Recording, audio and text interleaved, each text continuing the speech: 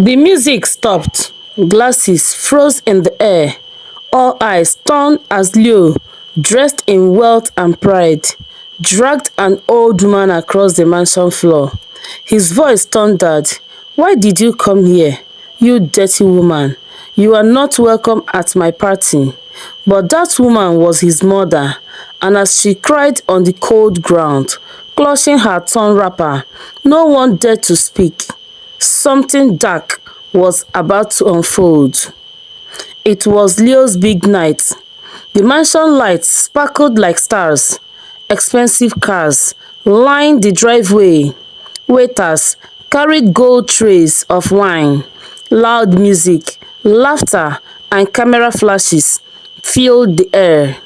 Leo, the young billionaire, was surrounded by friends, celebrities, and powerful people, dressed in a colorful designer jackets and shining jewelry. He raised a glass and shouted, "To wealth, to freedom, to never be poor again." Everyone cheered. Just then, the front gate creaked open slowly. A shadow entered the party. It was an old woman, barefoot, wrapped in a faded wrapper, her grey hair tied in a loose bun. Her face looked tired but hopeful. She carried a small bowl of bananas and nuts, her gift to her son. It was Mama Grace, Leo's mother, the one who had raised him with nothing, the one who begged on the street just to feed him when he was young. She had heard her son was throwing a big party and came with joy, thinking she could sit at the back and watch him shine. But Leo's face changed the moment he saw her. From pride to shame, from excitement to rage. "What are you doing here?"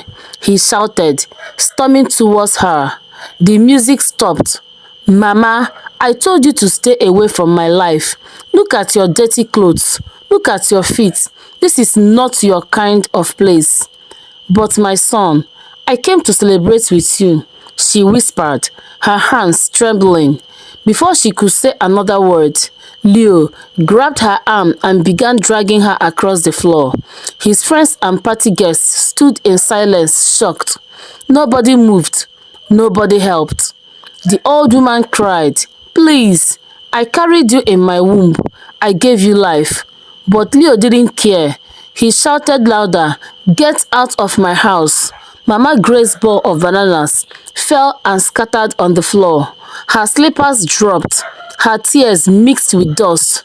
The same hands that once held Leo close were now pushed aside in front of strangers. But something was watching, something no one saw, and this was just the beginning.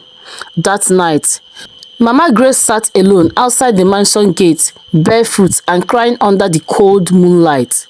Her knees were bruised, her wrapper was dusty, her hands still shook from shame.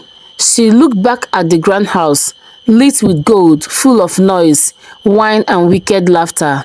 The same house she once prayed her son would own. But now that house had become a place of pain. She wiped her tears slowly and whispered, "I did not suffer to raise a lion that would bite me." She stood up and walked away alone. The next morning, news had spread. Someone had secretly recorded the moment Leo beat his mother and threw her out. The video went viral. Millions watched in shock. This is the man that said he built himself. He forgot the hand that fed him when he had nothing. Even animals protect their mothers better. Leo followers dropped. Brands cancelled their deals. His friends stopped answering his calls. His mansion, once full of laughter, became quiet. Leo thought he could explain himself. He went on live TV. "I was embarrassed. She came uninvited. She wore rags." But no one was listening anymore. His tears came too late. Then strange things began to happen. His cars stopped working one by one. His staff resigned without notice. His money started disappearing, banks' accounts frozen, investments lost. Worse still, Every time he looked into a mirror, he saw her, Mama Grace, staring at him with wet eyes, not blinking. He would wake up screaming, "Leave me alone!" But her voice echoed in his ears. "You rejected the one who carried you. Now life will reject you too." He started avoiding mirrors. He stopped sleeping in his master bedroom and began sleeping in the guest room, where the lights stayed on all night. Yet the nightmares never stopped. One day, Leo sat alone in his living room, his once proud shoulders now weak. He hadn't bathed, his clothes were wrinkled, his phone had stopped ringing, and in that silence, the door creaked. He turned slowly. There stood Mama Grace, this time clean, dressed in white, holding a small bag. But her face looked different, calm, yet sorrowful. "Mother," he whispered, "I came to say goodbye," she replied. Then she walked away again, this time for good. Weeks passed. Leo, once the pride of the town, became a shadow of himself. His mansion was now empty. The workers were gone. His bank accounts were frozen. Friends avoided him. The gate that once welcomed the rich and powerful now creaked in silence. One rainy evening, lightning flashed across the sky. Leo sat outside in the cold, drenched, trembling not from the rain, but from fear. He was hearing her voice again, Mama Grace. This time it was louder. "You slapped the hands that once wiped your tears." He screamed, "Mother, I am sorry. Please forgive me."